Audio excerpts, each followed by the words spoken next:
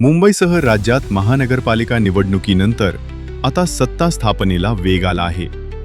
मुंबई महापालिकेतील सत्ता स्थापनेसाठी भाजप, शिवसेना, शिंदे गट वाटाघाटी तेजीत सुरू असल्याची माहिती समोर आली आहे. मुंबईत भाजपला पाठिंब्याच्या बदल्यात नाशिकमध्ये सेनेला सत्तेत वाटा मिळण्याची शक्यता वर्तवली जात आहे. नाशिकमध्ये भाजप स्वबळावर सत्तेचा दावा करत असतानाही तरीही तडजोडीचे संकेत दिसून येत आहेत. मुंबईत भाजप शिवसेना युती तर नाशिकमध्ये भाजप विरुद्ध शिवसेना राष्ट्रवादी लढत पार पडली होती. आता मुंबईतील महापौरपदावरून तणाव निर्माण झाल्याचं चित्र मुंबईच्या राजकीय वर्तुळात दिसून येत आहे. शिवसेनेने महापौर पदासाठी अडीच वर्षांची मागणी करणार असल्याचं चित्र आहे. तर दुसरीकडे भाजप 5 वर्ष महापौरपद स्वतःकडे ठेवण्यावर ठाम आहे.